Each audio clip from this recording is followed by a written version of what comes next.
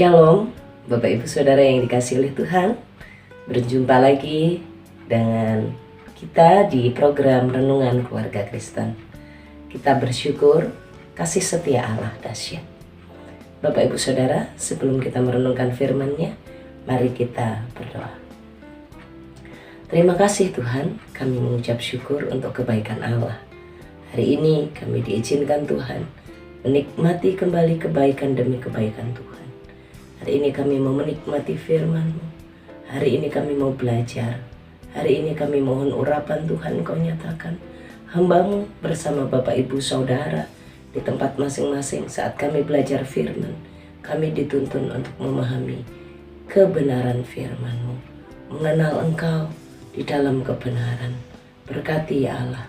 Demi nama Tuhan Yesus Kristus kami berdoa. Amin. Bapak Ibu Saudara yang dikasihi oleh Tuhan, kita memasuki pekan suci hari ini. Memasuki masa-masa penderitaan Kristus semakin dekat di hari raya Jumat Agung, hari raya Paskah. Bapak Ibu Saudara, kita mau belajar untuk hidup menjaga hati. Hidup menjaga hati. Mari kita bersama-sama menjalani masa-masa perenungan Prapaskah Minggu Suci ini di dalam perenungan firman yang menolong kita untuk memiliki hati yang bersih, hati yang benar di hadapan Tuhan. Mari kita bersama belajar dari Yohanes pasal 11 ayatnya yang ke-45. Kita akan belajar dari Yohanes pasal 11 ayat 45 sampai ayat yang ke-57. Hal ini merupakan bagian dari Injil Sinoptis yang juga dituliskan dalam Injil Matius dan Markus ya, dan juga Lukas. Ada dalam keempat Injil peristiwa ini dicatat. Betapa pentingnya kita sebagai orang percaya, sebagai anak-anak Tuhan untuk memiliki hati yang benar, hati yang bersih sesuai dengan kebenaran firman-Nya. Saya akan membacakan untuk kita tepat ayat yang ke-55 saja. Bapak Ibu Saudara, Yohanes pasal 11 perikop ayat 45 sampai 57, saya akan bacakan ayat yang ke-55 saja. Pada waktu itu, hari Paskah orang Yahudi sudah dekat, dan banyak orang di negeri itu berangkat ke Yerusalem untuk menyucikan diri sebelum Paskah. Peristiwa Paskah yang dimaksudkan di sini adalah perayaan Paskah bangsa Yahudi, di mana mereka mengingat kembali pekerjaan Allah yang maha dahsyat untuk melepaskan dan membebaskan mereka dari perbudakan Mesir. Kita belajar bagaimana di masa-masa Paskah menyambut atau merayakan hari raya pembebasan, kelepasan dari bangsa Mesir. Umat Israel atau umat Yahudi merayakan Paskah itu. Dan ada satu yang dilakukan oleh mereka saat mereka menyambut atau menyiapkan diri memasuki Paskah, yaitu kebudayaan atau kebiasaan yang rutin yang harus dilakukan, yaitu menyucikan diri sebelum Paskah. Saat mereka memasuki hari-hari yang mendekati Paskah, mereka menyucikan diri. Kalimat menyucikan diri ini sebenarnya menunjuk bagaimana mereka harus membersihkan diri, menjaga diri mereka, dan mengoreksi diri mereka. Menyucikan diri, membersihkan diri bukan berarti dari kotoran, dari debu, karena mereka dari perjalanan jauh Bapak Ibu Saudara, tapi karena mereka akan masuki ibadah ya. Kalau di dalam perjanjian lama Tuhan selalu mengingatkan ini mereka akan masuk dalam persekutuan dengan Tuhan, untuk dipanggil Tuhan, untuk mendengarkan suara Tuhan. Tuhan selalu menggunakan istilah sucikanlah dirimu. Itu mereka harus datang kepada Allah, berdoa, meminta ampun, menyelesaikan dosa mereka agar mereka tidak lagi melakukan dosa. Mereka harus membersihkan diri, ini artinya mereka berhenti berbuat dosa ya. berhenti berbuat dosa, berhenti melakukan kejahatan, berhenti dari hal itu semua, dan mereka menyiapkan diri dengan hati yang bersih untuk merayakan Paskah. Bapak Ibu Saudara, tapi kalau kita membaca dalam perikop ini secara utuh, saat-saat di mana umat itu menyambut Paskah, memasuki masa Paskah, di mana mereka harusnya menyucikan diri, kita lihat bagaimana orang-orang Yahudi, orang-orang yang disebut dalam ayat 47, imam-imam kepala, orang-orang Farisi, mahkamah agama berkumpul untuk membuat persepakatan yang jahat. Di masa mereka harus menyucikan diri, mereka melakukan persepakatan yang jahat, yaitu mereka sejak saat itu mereka sedang berpikir bagaimana caranya untuk menangkap Yesus dan membunuhnya. Ayat 53, mulai dari hari itu. Mulai kapan? Mulai saat mereka berkumpul, imam-imam kepala, orang-orang Farisi, mahkamah agama, bersepakat mereka berkumpul, mereka untuk membunuh Yesus. Sepakat untuk membunuh Yesus itu dilakukan kapan?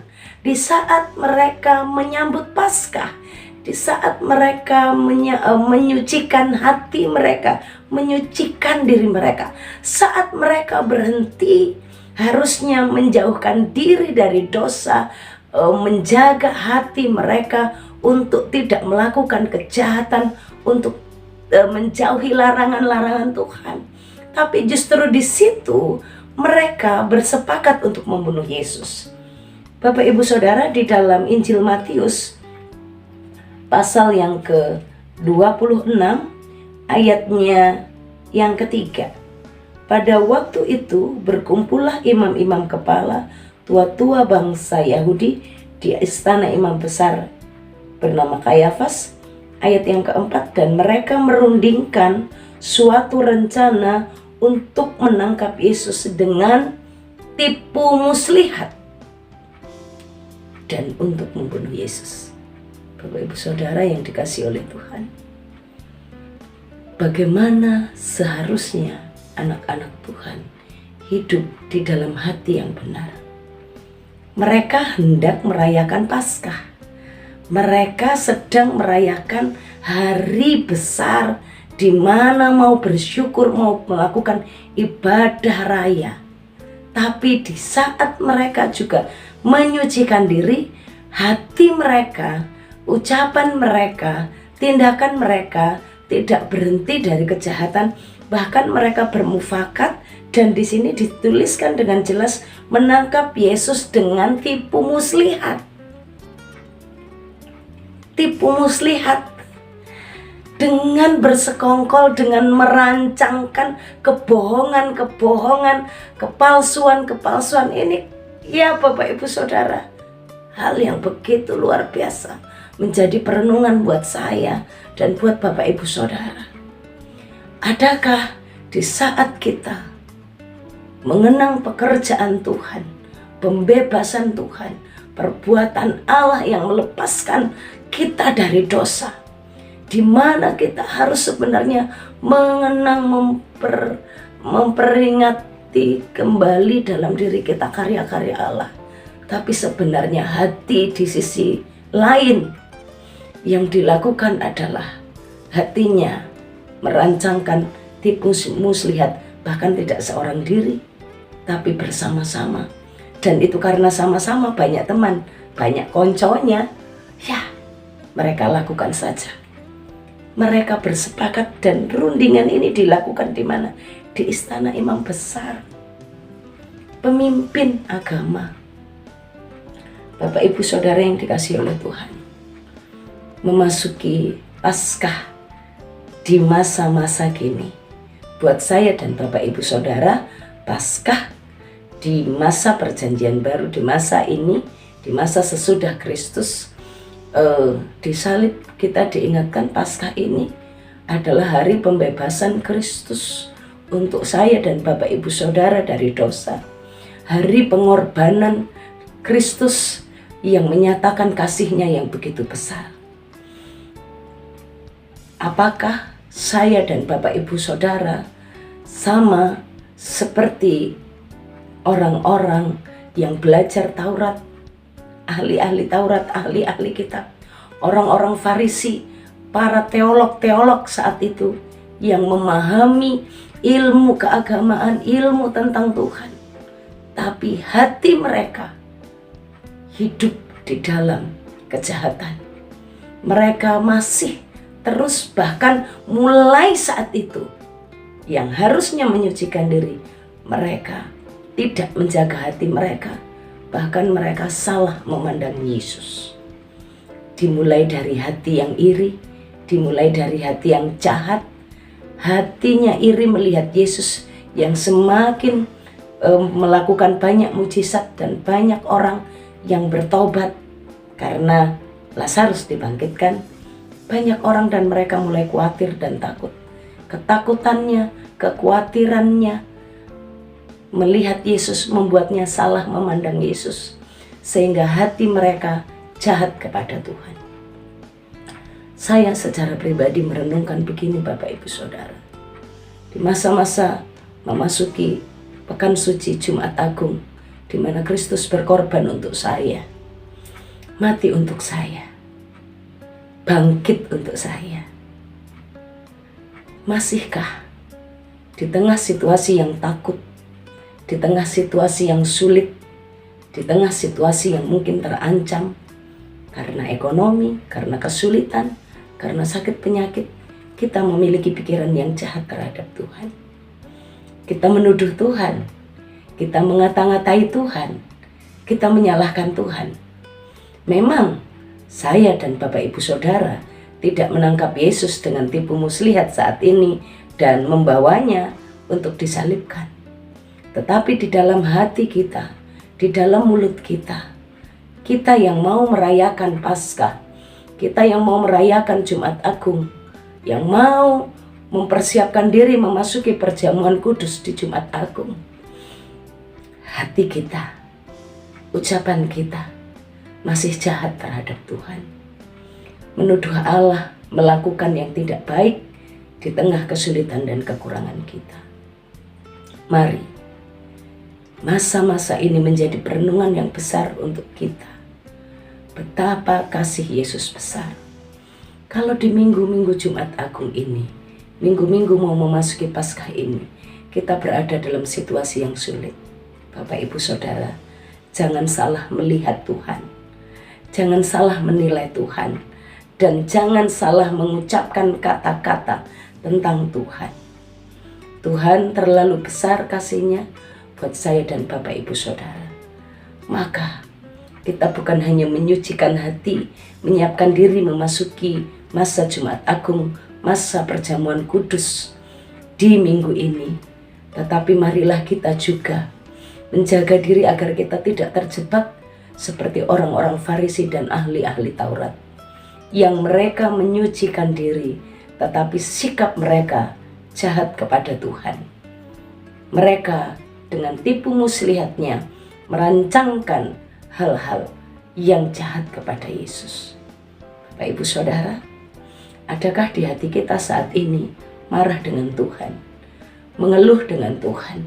Kenapa aku diizinkan dalam kesulitan? Kenapa aku diizinkan dalam sakit penyakit? Kenapa aku diizinkan menanggung beban yang sangat berat? Kenapa?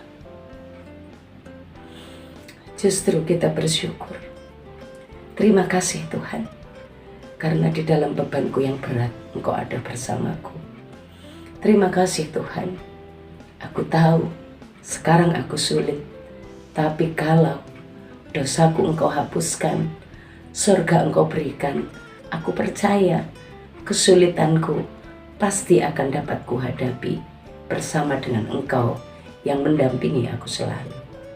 Mari kita bersikap benar, menjaga hati dalam kebenaran sesuai firman Allah, menyangsong, menyambut perjamuan kudus, menyambut pekan suci dengan sungguh berpikir benar tentang Tuhan, percaya apa yang dikerjakan hanyalah untuk mendatangkan kebaikan bagi kita. Percayalah Kalau sorga dia berikan, kesulitan di dunia ini dia akan tolong kita untuk menghadapinya dan menyelesaikannya. Tuhan Yesus memberkati kita. Mari kita berdoa. Bapa kami yang di sorga, terima kasih untuk firman-Mu hari ini. Biarlah kami belajar memandang Tuhan dengan kebenaran Alkitab, memandang Yesus dengan kebenaran, dan hati kami terus kami jaga. Hati kami arahkan kepada perbuatan Tuhan yang ajaib, kepada kasih Tuhan yang besar. Sehingga apapun yang terjadi kami tahu, Tuhan Engkaulah, Yesus Kristus itu yang mati bagi kami. Dan apapun yang terjadi dengan kami, Engkau selalu mendampingi kami dan menolong kami. Berkati kami Tuhan, demi nama Tuhan Yesus kami mengucap syukur dan berdoa. Bapak Ibu Saudara, arahkan hatimu kepada Tuhan. Terimalah berkat Tuhan. Tuhan yang mendampingi engkau keluar masukmu diberkati oleh Tuhan. Apapun kesulitan tantangan yang engkau jalani, Yesus mengasihimu. Dia mengarahkan pandangannya kepadamu, memberi engkau kasih karunia, dan menyinari engkau, melimpahkan engkau damai sejahtera dari sekarang sampai Maranatha. Amin. Tuhan Yesus memberkati. Shalom.